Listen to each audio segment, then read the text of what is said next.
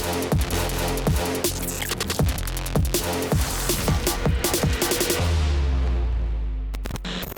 everybody and welcome to another episode of the Every Story Counts podcast. Today on the show we have the six-time world champion, bare-knuckle boxer, Jimmy Sweeney. Thanks for coming on, mate. I know you live a bit of a busy life with kids going mental and things like that you've said. So I appreciate you coming on, mate. No problem. Lad, you're lucky enough. I woke up this morning and thought, I gotta cancel this. I gotta cancel this. Two young kids. Yeah.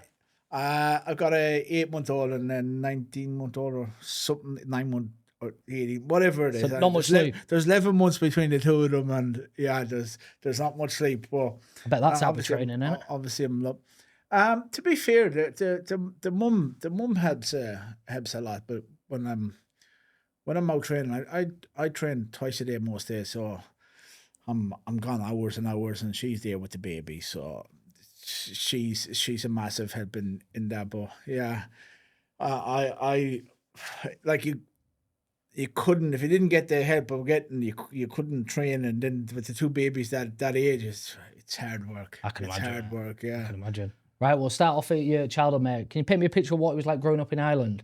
Yeah, sound man. To be fair, it was great growing up. Obviously, I'm part of the travel community, so we travel a lot as kids. We were always with our family, our family, the bigger circle family. So growing up for me was life was great. Obviously, it wasn't we didn't have a lot growing up. Obviously, moved around and. But what we had from our parents gave us, it was good. I had a really good childhood growing up, to be fair. Was it like a really close-knit community then? Yeah, but Travers are always a close-knit community, and still are.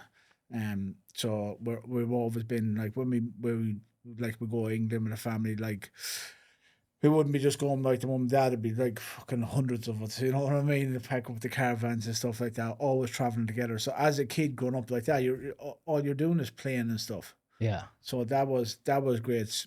School wise and stuff like that was shit, because we're always like basically segregated from the normal community and put in separate classes and looked down on and stuff like that. That part of life was pretty shit, to be fair. But life in itself for growing up was good. How tough was that then? You know, saying that obviously you were separated. Yeah. Was there a lot of problems from one side to another? Not really. It was. I found my child in school when I've went to school in England, because we moved to England when I was about 6, 7 or something, and school was great, and I learned how to read in school over here and stuff like that. But when I did my school in Ireland, it was like, and you win like one massive thing when we went back, we left when I was about 11. When I went to And obviously, when you're in school in England, you're treated the same, and you're given your work to do and stuff like that, and everyone's given the same work. When I went back home, I was given this fucking colouring book, and so I'm like, I'm 11 years of age, and I said, what's this shit? Because, well, there's no point teaching you anything, because you're not going to work when you leave school. So, well, what's the point? So this was a teacher, like, yeah. And then it was like, well, makes sense why we were segregated as kids. And I remember school in Dublin, we literally had travellers classes, and like we fucking didn't do anything. So like, obviously the mentality was, well, what's the point putting our time into these kids when these kids are not going to do anything when they leave school?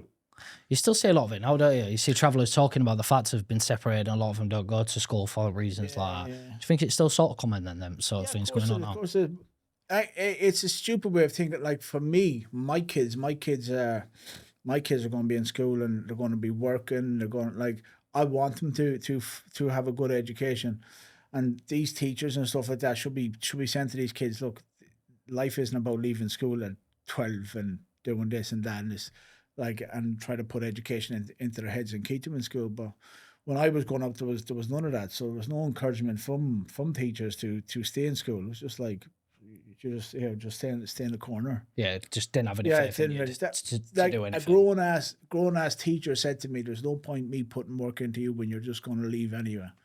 I'm thinking, wow. Yeah, that's a terrible attitude. Yeah, I was 11, and I thought, because I'm saying, why haven't I got the same books as that kid? Why am I not doing the same work as that kid? This is when, well, there's no point. Brings you to have hatred as well, doesn't it? Do you know what I mean?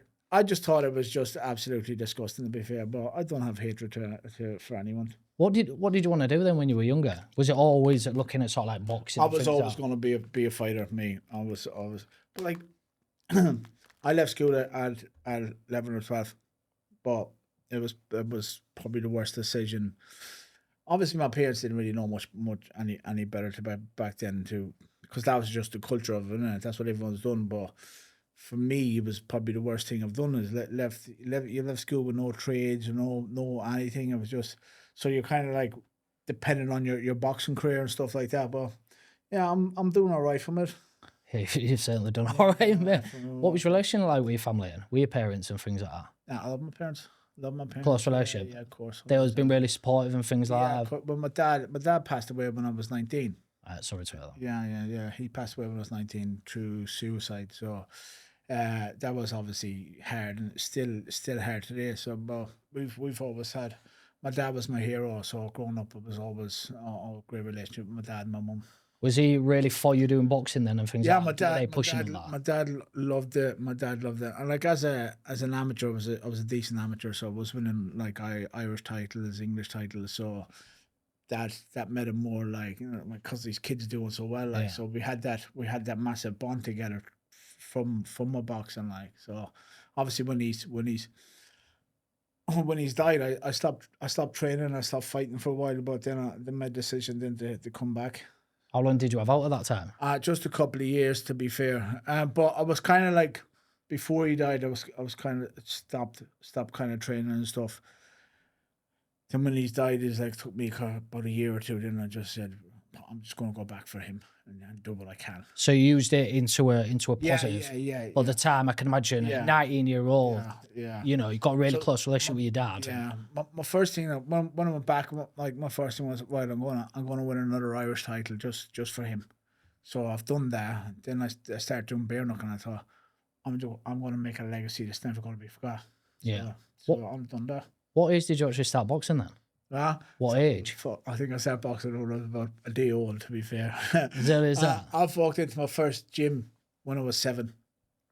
Really? 7, yeah. So I'm 30 plus years fighting. Did you take to it straight away then? Yeah. Well, I've 3 older brothers. My dad was a boxer, and my 3 older brothers are boxers. So it was just natural for us. It was just normal. Like we were watching boxing, and back then it was like every Saturday night around the TV watching boxing as kids growing up. So to us, fighting boxing was just part of life. Is it really common then with the traveller sort of community with the fighting and everything like that as well? Yeah, it's massive, to be fair. I don't really see it much now with my name, with my people. It's kind of I think I'm the only one fighting. Like, for my cousins and stuff like that, even my nephews don't box anymore, and I'm 41 years of age and I'm still fighting. And I'm saying to them, "What are you doing? Like, when you're kids, you should be still doing something. You should be training, you're fighting. You should be doing." Do you think that's in your blood then? Yeah, I just fucking love it, me, lad. I love fighting. I love boxing. I love competing. I love training. Not so much training, but I love the whole fight. Build-ups, I love everything about it. How hard's that going to be when you have to stop? I'll never stop that. I'll never stop. You never think about how after it? I don't think about retiring, me. The woman keeps saying to me, "I just retired. I hate seeing it." And you come with big busted eyes and stuff like that. But when you've done something for so long, like, it's hard to think what you're going to do after. Yeah. Is that something that scares you a bit? Yeah, I think it does, I think it does, because I don't want to think. In the back of my mind, I know it's coming. Like, we can't go forever. Yeah. I'm 41. I've always said I was going to retire when I was 40. When I hit 40, I was like, can't do it. But I know in the next few years, it is coming, but I try not to think about it. What age did you, so obviously you were boxing, weren't you? What age did you decide what was the reason then for stopping boxing? Because obviously extremely talented boxer. Yeah. That you went into BKB. I went to prison. I got a 6-year sentence in Ireland. So 7 year sentence, sorry, and I did nearly 3 years of that. So when I've come out, obviously when I've come out, I'm probably like about 95 kilos, fat as fuck. I mean, so that was basically the end of my boxing, unfortunately for that. And then I found, well, my cousin kind of introduced me to bare knuckle boxing in the UK, and he sent me a link to, for at that time it's basically just a Facebook fucking page, to be fair, BKB. When I went on it, I've noticed this guy, Jim Freeman, he done of BKB. Yeah. But I knew him before I seen it put the post. I knew him before that, but I didn't know that that's what he was into. That's what he was doing. So obviously, called him up and just started from there. That was about 10 years ago, 10 years plus. What age was it when you went to prison at? I went to prison about, I think it was about 23, something like that. So literally, as if we're I talking, was just boxing. I was just going pro. I was just going pro, and yeah, that's happened. Look, through stupid night drinking and stuff like that.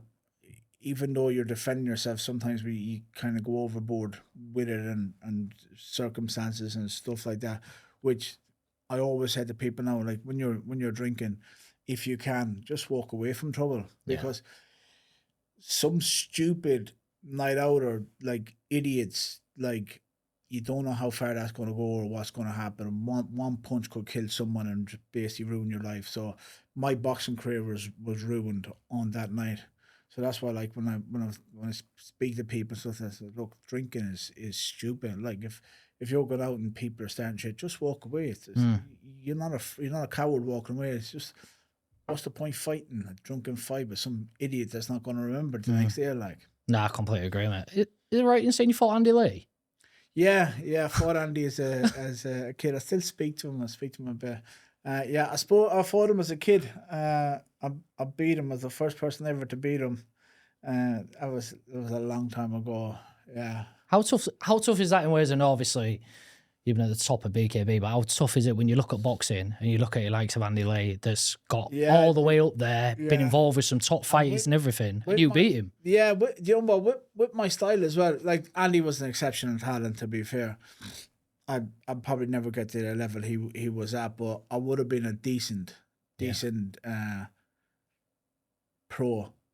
So obviously, when that was taken away from me, through my stupidity and getting involved in stuff and fights, but I'm not going to go into the whole thing, but I was trying to defend someone, and then obviously fucking things happen, and because I'm a fighter, I'm fucking getting 7 year sentences and all that.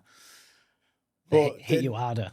Yeah, to be fair, it didn't. It just someone's used a knife, and I got blamed for it, but I wouldn't stand up and say, "Oh, I didn't do that. He did that." You know what I mean? So it's kind of like, well, fucking, you're getting done for that.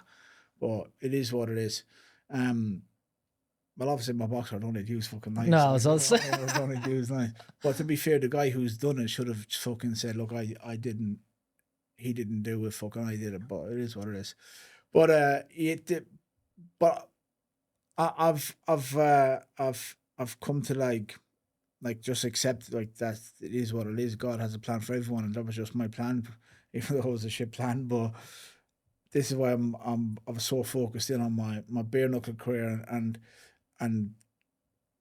making a legacy for me, and like making my dad proud, and doing the best I can in my bare knuckle career, and I think I've done that. So I try not to think too much about what could have been in the pro career, and focus on what I need to do in bare knuckle. Do you think as well, obviously a bit of a tough question, but obviously when you went to prison at 23, said your dad died when you were 19, do you think the trauma of what happened to your dad maybe sent you into... I started drinking. And like when I was a kid, I didn't really drink. I'd probably drink like once a month or something. But when that stage, I started drinking and going out and fucking doing drugs and stuff like that. But obviously my head was obviously gone, but not like dealing with the whole situation. My dad dying, but and then when I got out of prison, it just spiraled, just went worse. To be fair, So it didn't get better when you came out. no, It dipped even worse. yeah, I just start drinking more, start free like drinking, and like eventually it come to a stage where I was starting to become like not like an alcoholic, but I was too fond of it. Like I was nearly drinking every day, but I wasn't waking up drinking, but I was waking up going, well, I'm going to have a few beers today. Yeah. And I was just constant, nearly. And you don't see an issue sometimes with it, do you? Yeah, I did, and I could drink 15 pints, and I'd wake up next day and I'd be fresh. You know what I mean? And I like, have about 3 and a yeah, half. but like when you're like that, you're thinking like. I remember my mum saying to me, my mum doesn't drink or anything. She said, Jimmy, you need to stop drinking because it's becoming a problem. And I'm like, nah, it's not. I can stop any time, but yeah, it was becoming a problem. How long then after prison was it before you then got into BKB? A few years, to be fair. Yeah, I think when I've got out, about 3 or 4 years probably. So I was just like probably just a fat mess for a few years, to be fair. But to be fair, when I started my bare knuckle, I was a fat mess for years, and when I was fighting. So when about 4 years, probably something like that. And the only reason I got into it is because I was supposed to fight my cousin, because obviously travelers are always fighting feuds and stuff, and more than likely it's your cousins that you end up fighting, like it's just fucking daft, like. But I was supposed to fight my cousin, and I needed some like sparring, and so I've got a fight. So I had 2 fights. And I only wanted like just to have like maybe 1 or 2 fights there just to get me ready for this other fight. But then the fight with my cousin fell through, and we shook hands, and it was all forgotten about it. And I just fell in love with the bare knuckle thing.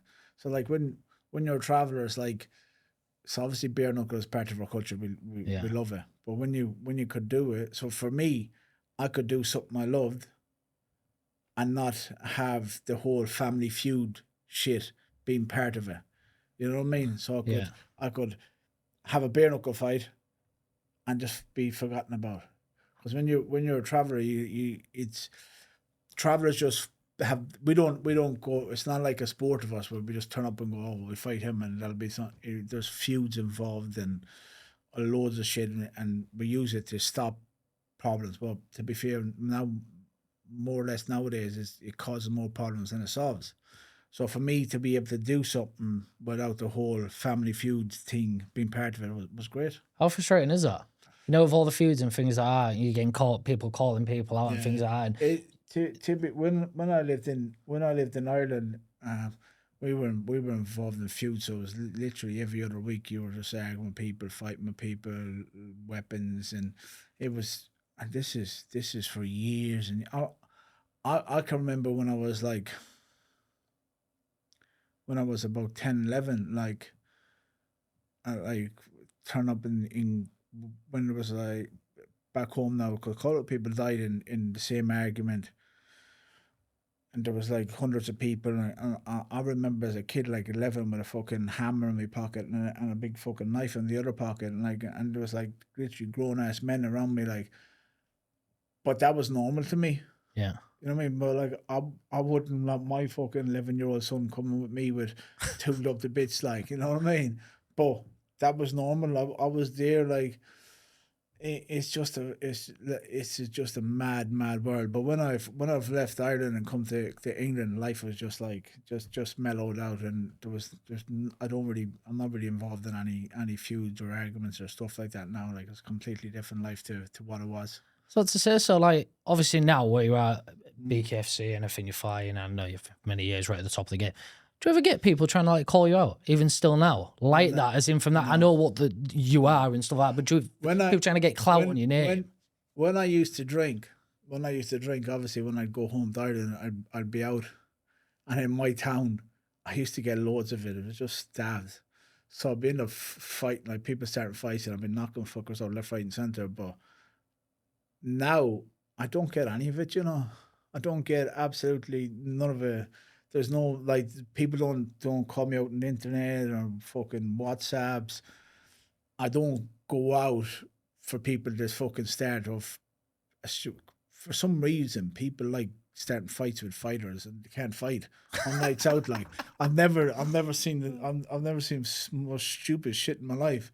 But obviously, I don't go out, so I don't get none from that side of it, and I don't get any from the internet or anything like that. So which is great. But when I've started, I thought I would have had, because obviously I'm on TV, I'm on the zone fighting, I'm on selling it, but I've thought this could possibly cause shit between other travelers and like people trying to make names or people not happy with the position that I'm in. But to be fair, I've had none of it. And most of the travelers are supporting me, and wishing me well, which is great.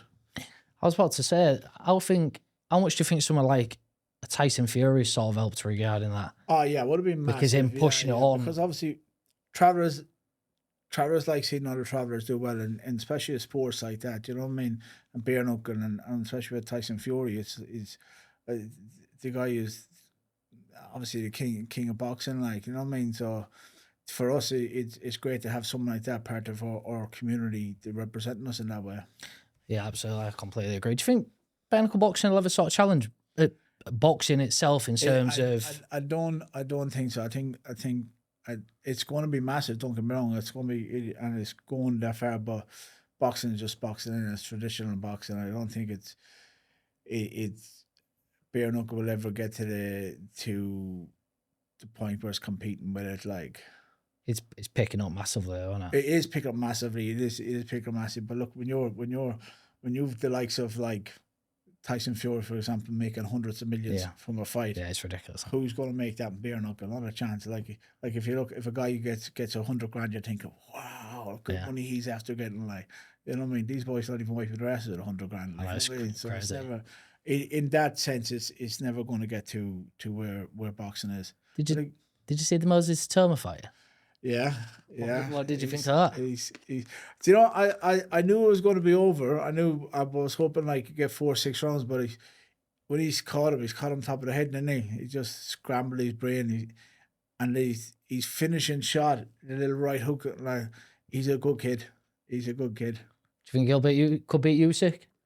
I think Usyk is just too smart for that. Like, obviously, probably not now. But obviously, in a few years, obviously Usyk is going to get probably won't even fight, but older. But now I just think Usyk's boxing IQ and everything is just too good.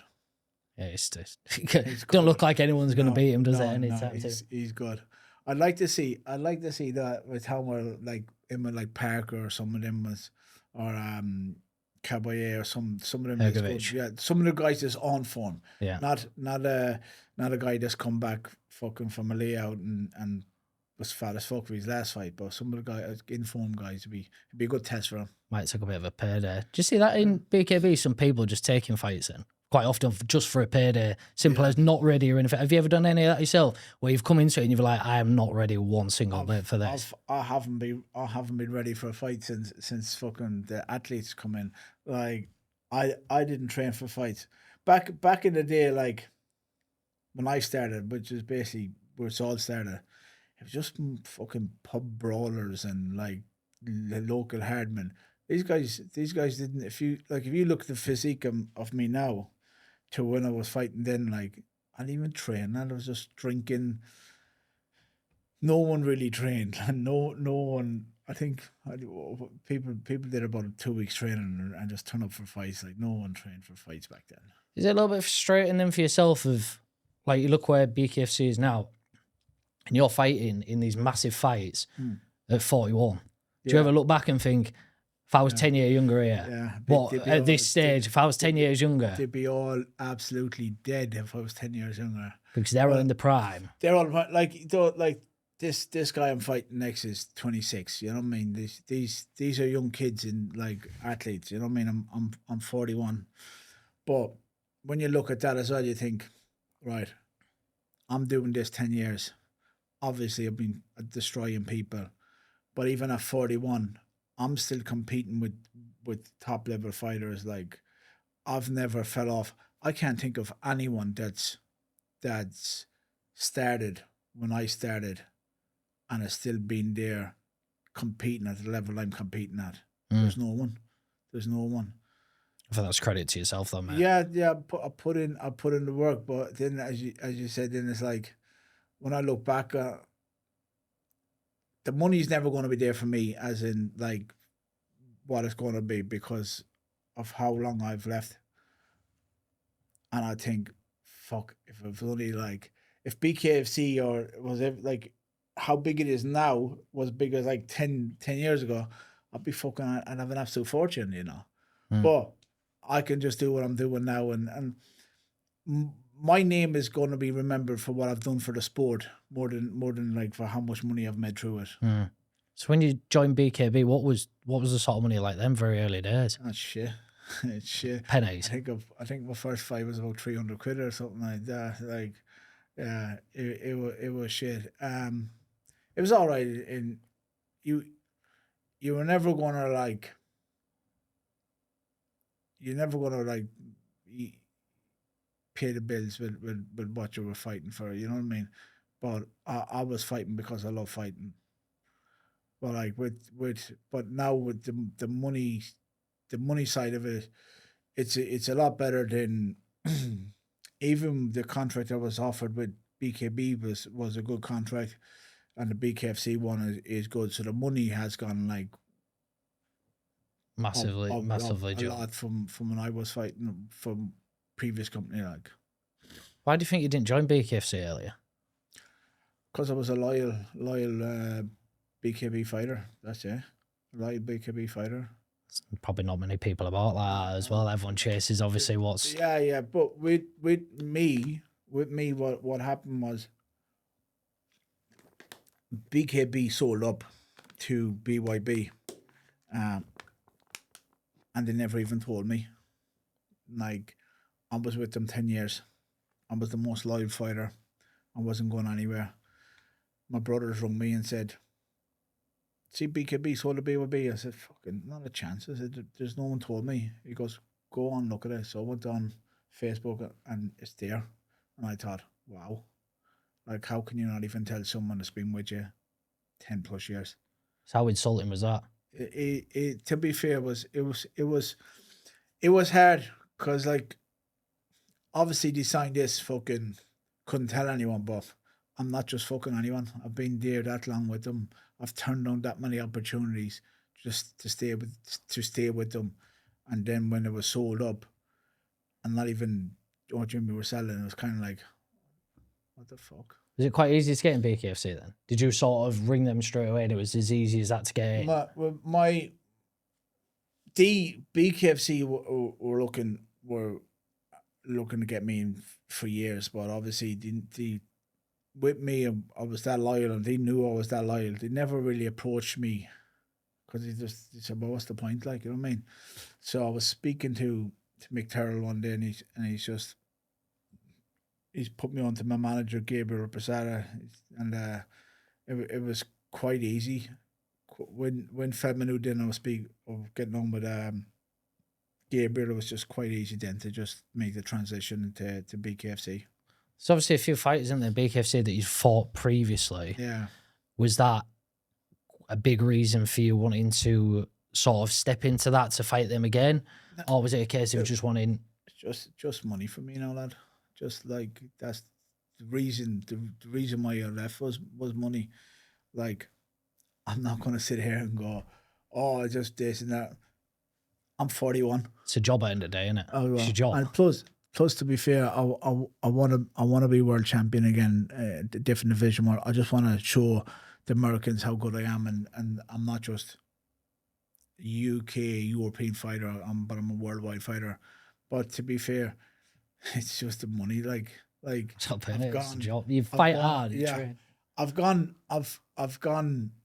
I've fought for pennies that I've built up this legacy. Now for me, I need to be getting paid now, because I've about 3 year tops left. So the reason I've gone over is literally, obviously they've sold up. Don't get me wrong, they sold up without telling me, which is fucking hurtful.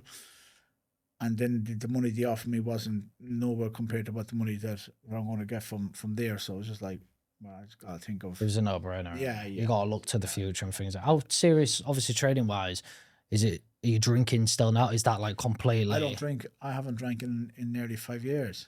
Oh, really? Yeah, I don't drink at all. I bet you feel a hell of a lot better for it, don't you? Quite boring me, like, yeah. So I don't drink, smoke. I don't do anything. I'm How much bored as fuck. How much of an influence has your kids and missus had then? When I stopped drinking, right? So what's happened is, my dad, as I said, he used to drink. Wasn't an alcoholic where you drink every day or anything like that, but every weekend he drink. He's gone through bad depression and has committed suicide. Left us a note, everything like that. So over the years, then when I was drinking, obviously I've become an alcoholic without realizing I've become an alcoholic where I'm drinking every day. Probably not needing to, but wanting to. But then I've started getting like the depressed and stuff like that and drinking. Then it was like, I tried to stop drinking loads. Just say, I'm done now. But I'd last about 3 days or 4 days and I just gone back. So even though I wanted to, I had no reason to. I didn't have a reason to. But then it got to a point where my depression was getting bad and I could see myself going down that same road as my dad went. And I literally woke up when I was drinking one night, and I woke up and I said, that's it. That's me done. No, sorry, I had like 2 drinks and I just went, fuck that. That's me done. Yeah. I'm out of here. I'm not doing this shit. So I just stopped drinking, just cut it dead, boom, gone. But then like my depression started getting fucking like out of control fucking thing. And my mate, Harps, he brought me to the fucking psychiatrist and all that. And they said because I wasn't drinking or taking drugs, I wasn't masking my fucking depression or something like that. So when you're not drinking, it all comes to the surface and you have to fucking deal with it.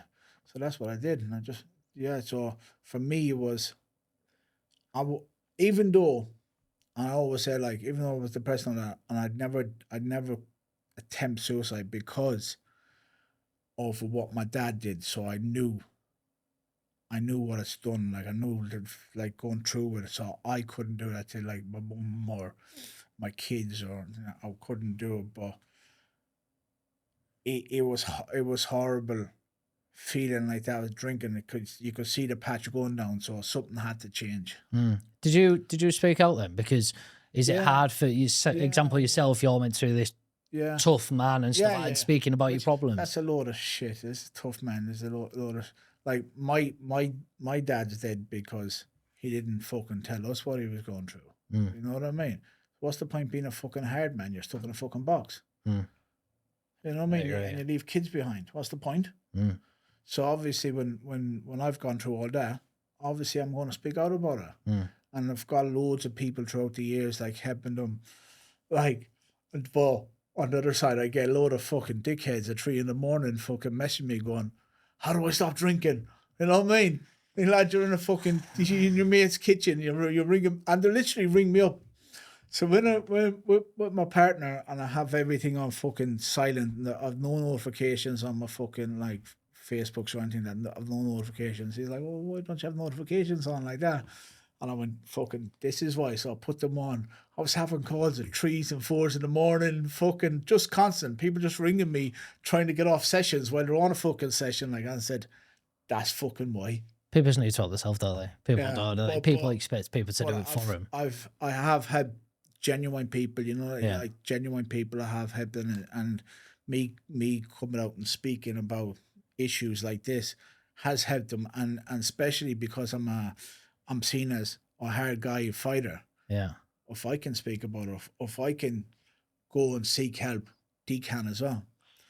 You know, regarding stuff like social media, you know, he said about everything that goes on of people calling each other. You seem to keep your head really down, don't you? You never seem to get involved in anything that goes on. When I started fighting years ago, like I used to have like people like comments and stuff, and I'd be fucking arguing every fucking Tom, Dick, and Harry all over. But nothing bad, not like we have today, where there's like as we spoke about, without mentioning people's names, but the shit that's on Yeah, YouTube yeah. now. Everyone arguing online and stuff like that. Yeah, But yeah. I've just now I don't get involved in the lad. I'm not arsed with what's going on. Like I've had a few people say a couple of things online or something. I just want to just fucking forget it. Like you don't need to making things up from nothing. So just fucking drop it. So, but I don't get involved in it. I don't see the point of it. I don't see the point of people arguing just for social media. Like a lot of these people are arguing now on social media just fucking for views. I'm thinking, what's all this shit about? Like, it's ridiculous, isn't it? They're all but as well. I keep myself out of it, and I just like it's enough fucking having to argue with the woman when I'm home, and I mean, be arguing with strangers. I think whenever there's positive comments, there's always negative in there. Yeah, it's all the time, and it'll change for you as well over the years from when you first fight into how it is now. The amount of shit that I get is unbelievable just because of how successful I am. You know what I mean? Like when I lost to Barry Jones, the amount of shit I got. Oh, Jimmy's this and that. Like even my last fight, even though I've won the fight, technically won the fight, but got robbed from it. This amount of shit that like's being posted or said about me, and my woman is like, well, how can you let people say this or how can you? You'd be there all day, were you? That doesn't bother me. No, what bothers me is how I come back from a defeat like that. Like to be fair, the defeat, I defeated myself in my preparations and my weight cut. That's the reason why I lost.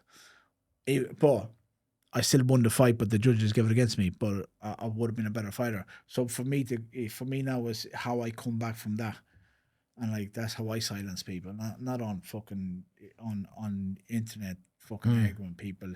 So like I don't have to prove anything to anyone. No. I'm 35 fights in. I'm the most decorated fighter in bare-knuckle history. I don't have to prove anything to anyone. Better staying out of it, mate. Definitely, yeah. What went wrong with that fight then? What you said about weight wise? People probably think, oh, he's making excuses, but like if I was beat, like Rico's a great fighter, but if I felt like I got beat by a better fighter tonight, I'd say it. I have no problem saying that. When I come Italy, like, because I had a few issues and problems and stuff like that, building up the last couple of weeks of the fight, so I've been eating fucking takeaways and chocolates and like that is bad. Like I went to Liverpool maybe the week before I went to Italy, and I was just. Cause my brother got a shitload of kids in it, so it's just sweets everywhere, takeaways. So the week before fight week, that your camp is supposed to be over. Everything is supposed to be sorted, everything sound.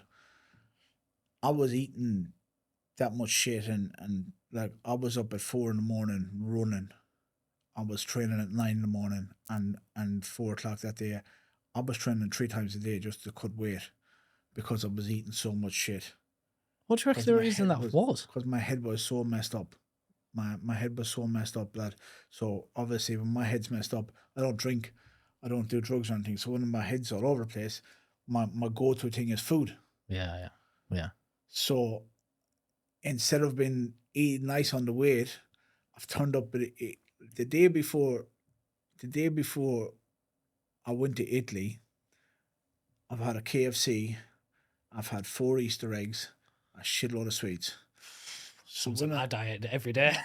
When I was in the hotel, I had a fucking chocolate sundae thing. I had a pizza or whatever it was, and a big chocolate sundae fucking whatever them with the brownies and a brownie sundae things. A load of fucking chocolate in the room.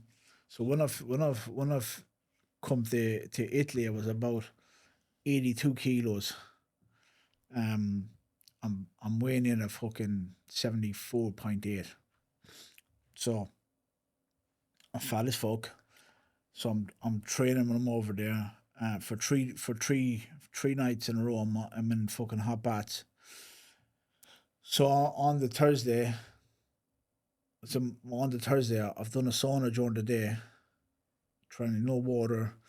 I've done a 20-minute hot bath, but this is like extreme hot bath. It was like I don't get like I've been listening to people saying we could do 4 kilos, we can do 5 kilos because there's this amount of hours until the fight, and we can sort it out like that. Take in mind, I'm fucking 41, right? Yeah. So we had the hot water on, no cold water whatsoever. So we had the hot water on. So I'm fucking getting into this hot water, fucking burnt to bits like a lobster. There's about 6 electric kettles of water in. I was about in it for 20 minutes. I had to be carried out, lifted out of that bath. I couldn't get out myself. Yeah. Straight away, I collapsed. I'm on the floor. How long was that before the fight? That was for the weigh-in, the night before the weigh-in. The night before? Yeah. The night, not before the fight. So the night before the weigh-in. So I've lost vision in my left eye. I couldn't see. I'm fucking that emotional. I'm fucking crying. Like, so it took me about 40 minutes for like my body to start cooling down, to sweat after being out. It was the worst experience of my life. So I'm literally crying on the scale. I said to them, if I don't make weight, I'm not doing that again. That was absolutely horrible. It's disgusting. I jumped on the scale. I'm about 72 kilos. Like, how did you have to be? 75. 75. I lost that much weight. That like literally fucking. It was horrible. So it was like 72 point whatever it was. I've had food that night, and I still the next day weighed in 73 point something. I couldn't walk around. Like the day of the fight, I couldn't walk around because I had these shooting pains down my legs where I was so dehydrated. Like it was actually horrible. Couldn't stand, couldn't walk. It was fucking, my whole body was just gone. So when I got into the fight, 30 seconds in the fight, I was fucked. Like, I was absolutely. You'd already had your fight, hadn't you? I'm sparring. I'm doing 10 rounds. I'm fucking like putting pressure on people, like breaking people down with the pressure I'm putting on. I'm 30 seconds in. I'm fucked. I'm blowing on my ass. I'm thinking, what the fuck's happened here? Obviously, it's the fucking the weight cut. When you're in your 20s, you could probably do that, but when you're 40, that's absolutely killed me. So with the fight, if you look at the 6th round, I was that drained. When I've left the ring, I collapsed on my way out, and I had to be carried out straight into the ambulance. And the nurse said, "You've had a horrible weight cut. You're like the worst dehydrated that I've seen." Put me straight on the IV drip, wrapped me in the stuff. I was puking blood. It was just absolutely horrible, you know. So this time, like right now, I'm sitting at 78 kilos. Right now, I'm 10 weeks out from a fight. Oh, yeah. You know what I mean? I'll never be beat on the scales like that again. Not a hope. So for me, hot bath. Like the other day, about a week ago, training, I'm getting injuries in a store like that. So shopping, I seen fucking this deep heat bath stuff. You put it in your bath, and I had the water on the bath, but it was only like maybe a medium heat. It wasn't even that hot, and I just sat in the bath for 15 minutes. Getting out of that bath, that fucking killed me, lad. It took me about 30 minutes to stop sweating on the floor. Absolutely drained me, and that was just a normal bath. So my body can't take that anymore. Like, I can't do that shit because it kills me. And when I knew I fucked up from the weight cut, like, so we fought Saturday, we weighed in Friday morning. So Friday evening, fucking Rico, he just says to me, "You look like you're still hungry." My face was that drawn in. It was horrible. So like when your opponent said that, you think, Yeah, got confidence off that as well. I fucked up massively. But even though you watched the fight, I won the fight. In my opinion and everyone else's opinion, they give me a standing count for a slip when I come over my foot. If you look at the camera, I come over my foot like that and hit into the canvas, and I went down, but I got straight back up to give the count, and that's cost me the fight there. Do you wish you'd have pulled out of the fight before? I don't pull out. What would have been the repercussions if you did? How would it work? I'd never fight again. Is that what would happen? Because you wouldn't fight again. Why would they have you? Like, so you're this massive name coming over, and all of a sudden you pull out of a fight the day of a fight because you fucked up on your weight. That's down on me. That's mine. It's not to do with the organization. It's not their fault that I messed up on the weight. So for me, for me to pull out, it would have been horrible. So is that why when you were weight cutting, you knew for a fact this was it? If you didn't fucking get that weight down, you knew for a fact it was done. Yeah, but again, I take full responsibility for all that. But for me, it was like when you're being told, right, we can do this, we can do this amount of weight, we can put it back on. My body's not able for that. So I've obviously learned from that camp, from that fight. So going into this one now, is going to be a completely different person and a different fighter now. I remember you saying you put a photo on of you were looking quite a bit bigger on a photo, and then you were putting one to what you are now, and there was like the difference of how much you lost. But everyone would think, looking at the first photo, you'd be like, "Oh God, you're looking absolutely unbelievable shape." But then it's the fact that you're carrying more. Carrying more. When I've got to the proper first time I knew I fucked up was when I got to Italy. And my teammate Nav Mansouri, he's fighting for the British title in September. He just looked at me and went, "You're fucking massive. What the fuck?" So I knew I've come in like a bodybuilder, didn't I?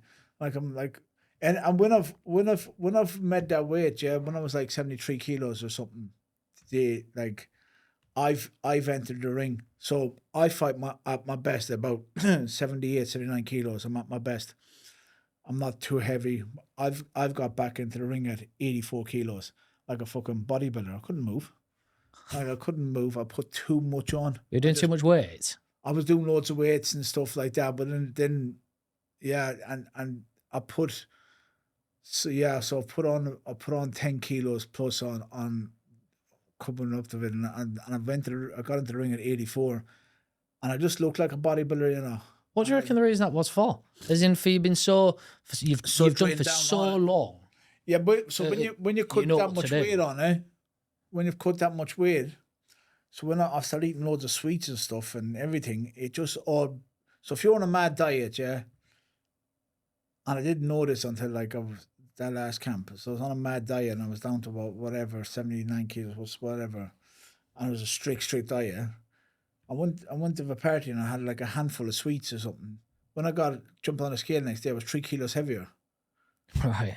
It just blows you up. Yeah, just literally. So that's what happened to me with all the food I was eating. I was eating sweets and ice creams and all before the fight. It just fucking blew me up to bits. So when I dehydrated and carrying that stupid weight around, I was just fucked. You won't make that mistake again. No, never. So I'll get back into the ring this time at about 78 kilos. How much has training changed then the older you're getting? It's good. It's hard. It's hard because I'm always injured, I'm always got niggly bits. But now... Do you rest? Or just struggle? Yeah, I try to rest, to be fair. I try to have a day off. But I've come... Now it's like, if I'm injured or something, I'll just go, look, I'm not coming in, I'm injured, or I'll take a break. But now I'm training harder than what I've used to. Like I've got Martin Shaw from Elevate. Big shout out to him. He's come on board, so he's like the high rocks and the CrossFits and all that. But he's obviously doing a plan for me and pushing me, and the fitness that I've gained from him alone is massive. And we got Dan in Beaufort Kitchen in Wakefield has come on board to do my nutrition. Yeah. Is that something you struggle with a lot? Yeah, because obviously with him as well, it's like he's come on board late last fight, which wasn't ideal, to be fair. But we've like, look condition I'm in now. Like, I'm sitting at 78 kilos. I've more energy. I'm healthier than what I've been in a long time. And it's just following what he's right. I need to be told what I'm eating. I need to be told measurements. If not, I'm just going to fucking just eat whatever I want, like, you know what I mean? Which is horrible. But the head, like that, should obviously my boxing coach P, he's like the main guy with my boxing and stuff like that. So he's always there. But with these two additional people that are brought in, don't get me wrong, I brought them in late last camp, but we didn't see the benefits, obviously, because it was a horrible end to the camp. But now we're seeing the benefits, and we're 10 weeks out. So for them three together, I'm in a great position with them. So you're feeling a hell of a lot better than you were last time coming into the last fight. Yeah. Your opponent you're coming into, who is it you're fighting this time? Carlos Trinidad. So the world number 2. So obviously with me, I don't want to be waiting around for or having like easy fights or fights with people that's not ranked or stuff like that. I want the fastest route to the world title as I can. You know what I mean? And unfortunately, after the last fight, I obviously didn't get the decision through some judges that didn't know what they were looking at. I think obviously I was pushing for the Rico rematch on that one for the European, but obviously he's just had surgery and I wish him well and I hope he has a speedy recovery. So that fight's not going to happen. So I was asked, "Fight, do you want an easy fight?" Or I said, "No, I don't want an easy fight. What's the point? I'm in this game that long. Easy fights don't do for me." I said, I want the world number 2. So even David Feldman said to my manager Gabriel, "Oh, we'll just get him a different fight. This is a tough fight, right? We don't care. We want that fight." So win that fight. That's put me in a great position. Then we're gonna either challenge for the world title straight away or something. You know what I mean? So, but if the world title is gone over, I'll be looking for that European again. I think it says it all, the fact of you fought Rico and now you're going to fight him. Yeah. I think it says a lot about yourself in terms of there's no like, I want an easy warm-up fight sort next to get me back into the motion. It's like, no, I am missing out. I've come in new organisation, new rules on my first fight against the world number 3. Even though we fought previous before that, I'm coming off a year plus layout. And a year plus layout when you're over 40 is a lot. You know what I mean, to putting on probably the best fight in bare-knuckle and BKFC history. Then I'm coming back from my second one against the world number 2, who's just come off a split decision loss to Austin Trout. So it was a very good fight as well. Yeah, so people be thinking, "Oh, you're not fucking all there in the head. You want to be like," even I've said it to a few of my people, and they were, "Do you want an easier fight than that?" No, I don't want to. So do you think the only person that really beats you is yourself? Yeah. Obviously, my last fight with the weight cuts and stuff like that, don't get me wrong, I fully believe in my skill and my power. I fully believe that I would have knocked Rico out in that, given if I was 100%. So this fight, I do believe I'm going to win this fight, whether that's going to be by knockout or points. But going into it the best that if I go into BKFC, the welterweight division, if I go into any of them fights against any of them people at my best, there's not one of them will stand against me. Not one of them. I think it says it all at 41 as well. Yeah, not one of them. Like, I'm looking at that division thinking, I can beat the whole lot of you. So you're looking now, for example, the shape that you're in, and you're thinking, I'm absolutely cruising here. Yeah. Remember, I'm like the world champion in my division, and Julian Lane. I've beat him. I've given him a boxing lesson already. So you know for a fact that fight, I'm guessing that's the fight that you want. Yeah, get through this one and I'll be looking for that, because it sells as well. It's another trilogy fight, and yeah, it sells. So you fought him twice I fought before? him twice. The first time I fought Julian, I've come off a 7-week bender. Yeah, it's 7-week bender. When I stopped 7 weeks, and it was like the fight was on like the 8th week or something. So I stopped drinking 7 weeks out, and in them 7 weeks, I've had about 4 nights sleep throughout the whole 7 weeks, and this was like fucking. horrible, like horrible. So when I said I stopped drinking for last week, so I did 2 runs. So when I did my runs, I had a KFC and I drank after, so I didn't really stop. Like, come in horrible shape. He beat me by a point, a couple of knockdowns. So like, at that stage, I was 17-0 or something like that, but I was beating everyone. I was just destroying it. So I didn't really think I needed to train. To be fair, yes, I've lost to him. Then I've come back, trained, broke my hand while I was sparring or something like that. Fought him with one hand and gave him a boxing lesson. Do you think that's in your blood then? By being an Irish traveller, the fact of whatever sort of state you're in, you seem to fight. There's never sort of any sort of pulling out or anything like that. It's like, look, I'll do whatever I am. It's like when you go sparring, you're nervous to go get spar or you fight. You just go, just get it done. You're not gonna die. Do you ever get scared coming into fights then? Yeah, 100%. 100%. Still, everyone gets nervous. Yeah, I think when the older you get, the more fucking nervous you get.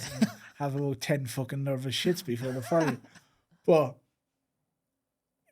it all just goes when you're doing your ring walk and your music comes on. It just all just goes. When you get in the ring, then you're just calm. But before that, it's like a bag of nerves going around all day, and I've been talking at you. I just fucking constant shitting and all that. Bit of a stupid question, because obviously for me as a self, I ain't got a clue. Do you know when you're getting hit in there, you're actually feeling it? Yeah. Or is it just complete adrenaline and stuff like that? Or is it just like flashes? People say they get punched, it's just a flash. For example, my last fight, because I was so dehydrated in the fight, you could feel it even more. Right. So when I've got, like, the first punch Rico's caught me in my last fight, it cut me, and I thought, fuck me, how's he hitting so hard, you know? But because my body is so depleted, I'm taking more fucking, like, it's hurting me more. So I could feel everything up until the point where I just said, fuck it. This is like when you get punched that many times, you don't feel it anymore. But usually when you're sounded, you can feel the first couple, then it just goes. Do you think you're either sort of you're born with it, as in the way of, if you look at I think it's Fowler, I can't believe I can't remember his name. The boxer that's just was against Usyk. I can't remember his name. The ball. Yeah, Daniel Dubois, yeah. Joe, when he went down, they're saying obviously he went down in a jab. He sort of got up onto his knee and he's looking round and he walked back to his corner. Yeah, he just fucking quit. And do you think about yourself? It's like you've got. I can't quit, lad. I'd rather die than quit. Do you think that's what I mean? If you've got, it's either you've got it or you've not. I'd rather die. I don't get me wrong, I was stopped a couple of times. Barry Jones stopped me. He smashed me up my eye socket a bit where I couldn't see. I couldn't fight on. But if I could have, I would have. Like, we've gone to do BKFC Birmingham show, and there's a couple of fighters on there, ex-pro boxers, just fucking quitting. Like, what the fuck? How can you get out of the ring, or how can you look your family in the eyes and know, like, I just quit. Is it more tough though now because you've got kids? Is it? I know the attitude that you have there. Do you think that's the attitude that you have to have as a fighter? Is it tough now? I fight for my dad. Right. I fight for my dad. That's who I do everything for. So there's not a hope. Like, even like what he's done, like committing suicide, even though it's a horrible, horrible thing, you need balls, lad, to do that. Oh, yeah, completely agree. It's the biggest thing in the world, yeah. I've thought about it multiple times, yeah, and I shit myself. Yeah. No, I completely agree, yeah.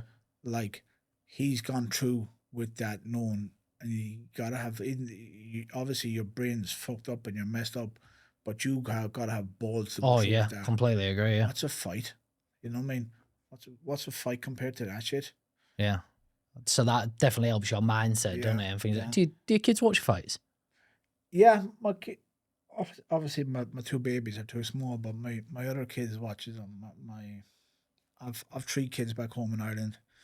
I've one in Wales. I don't think he watches it, to be fair. But my other kids do watch it. My son's going to come over to my next fight. My son's been for a few of the fights, so there, the only person who doesn't really watch it is my partner, you know. Cost me a fortune fucking paying for a ticket. And she doesn't watch the fights. No? She doesn't watch the fight. I think she watched the last one, but she was fuck. I was about to say, it's hands up. Yeah, but she doesn't do that. She doesn't do that. What she does is, she'll go to the bathroom. Yeah? Yeah. She'll go to the bathroom and she'll put on the fucking hand fucking thing, yeah? And then when she hears like mad cheers and all that, she'll ring her maids. What's going on? All right. What's going on? Yeah. Oh, Jimmy's winning. And then she'll hear again. It must be hard though. It must be hard for her to watch and stuff like that. Like, for me, like when my brothers used to fight, I couldn't watch them. You know what I mean? If someone, I can fight all day. Put me in any fight, I don't give a fuck. But like, for me to watch someone, like obviously a love or whatever, like getting hit and you can't do anything to help them, it's horrible.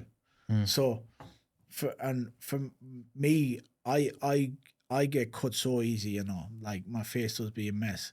So when she comes to fight, and like we'll go, like, for example, like we're gonna go on holiday probably after this fight, and I just said, look, we'll just go straight there. She goes, your face is gonna be a mess. Let's just wait a bit. So obviously, when she knows, like, she's coming to the fights knowing he's gonna be an absolute mess. Yeah. Like that must, like, as a partner, it must, like, especially bare-knuckle, because you can see how much damage they take, and I come out looking like the Elephant Man. So for her to know that's going to happen before you even get there, must be horrible. So looking back on your journey, what is it you're most proud of? That I'm still fighting at 41. Still fighting.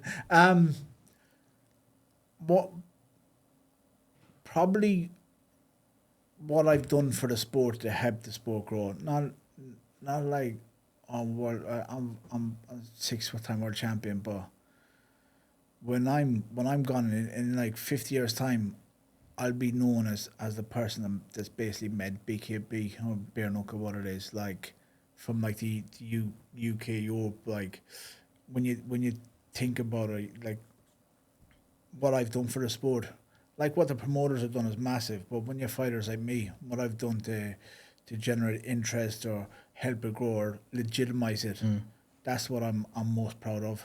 Do you want your kids to do it? Do I fuck? I was going to say, would you want your son boxing or anything I like that? I want my son boxing. I want my son to box, but gloves. Obviously, if he wants to do it in years.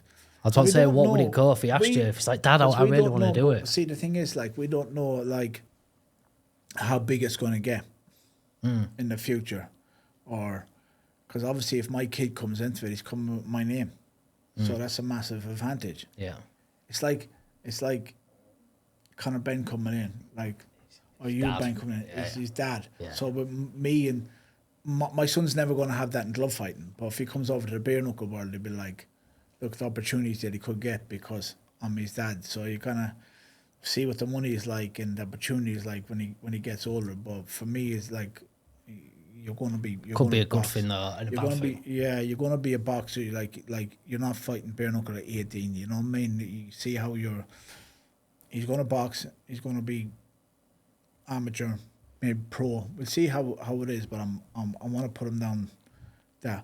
But I'm going to have my daughter boxing. I don't want my daughter doing bare knuckle. Not a hope. I'll have she can do glove boxing. I think it's important as well because of like how everything is nowadays, how dangerous the country is. I think it's incredibly important, especially for your kids doing stuff. Do something, yeah. They've got to be able to. Nowadays, you've got to be able to look after yourself. It's horrible how the world has gone. Like it's over. See back home, and you have it over here. Like, wow.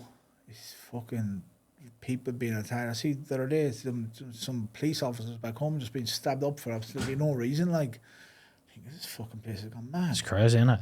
Got to be able to, so they'll be doing boxing as early as. Yeah. But obviously, you try to keep them away from. But you can't. Can't look after them all the time, can you? Them all the time. You don't know what. You literally could walk out there and fucking be attacked by the crackhead that I seen in McDonald's. You know what I mean? You just don't know that. You don't know, but. I want them to be able to defend themselves, but I want them to have that respect that comes just from the boxing as well. respect for other people, and because boxing is great like that. It's self-discipline, and it teaches you how to be a better person. What sort of advice would you give to sort of a young fighter coming up now, especially in bare knuckle? Go back to school and get a trade or something. No, I'd say avoid it. No, do you know what? If you're gonna box, you've got to put everything into it. Right. Boxing, bare knuckle, it's not a game. You can't do it half-heartedly, especially the bare knuckle side of it. If this is something you're good at or you want to do, even if you're not really that good at it, but you want to do it, you need to put the time into it. Go through the right. See, I see a lot of people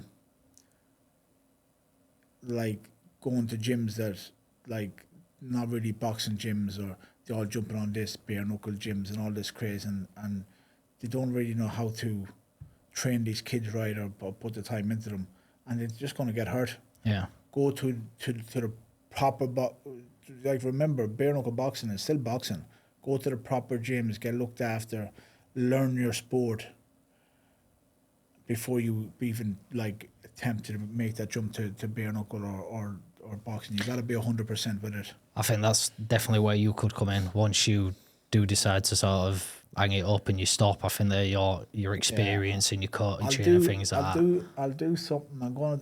I keep getting asked this. You know, my missus constantly asking me, but for me, I don't see life without fighting. Just after fighting, just yet. Yeah. You know what I mean? I'm still like, I'm tunnel vision. I want to get that 7th world title. I want to get headline massive shows in the BKFC. After that, we'll look at that. We'll talk about that. But what I'm doing there's no outside of it. You know what I mean? Yeah, okay, man. Well, listen, thank you very much for coming on, mate. When are you fighting again? October 25th. So if people want to jump on, I'll have, obviously by the time this goes out, it'll be announced. So just get on. I'll have a link for the tickets. Massive thank you to my sponsors, Celtic Wellness, Campbell HQ, Tudors, and anyone else who's going to come in and help out with that. So massive thank you to them. Plus, thank you to my training, Dan for looking after my nutrition, and Martin Shaw Elevate for helping me with my strength conditioning, and obviously P in Golden Team for my boxing. So we have a good team together. So looking forward to it. Well, no doubt you'll smash it, mate, and I wish you all the best. Thank like you I said, so thanks much. very much for coming on, mate. I've really enjoyed it. Been watching you for many years, so I've loved it, mate. Thank you again. Anytime you need me on, just give me a shout. I'll come over. Cheers, brother. Thank you for that. Appreciate it. Spot on, mate.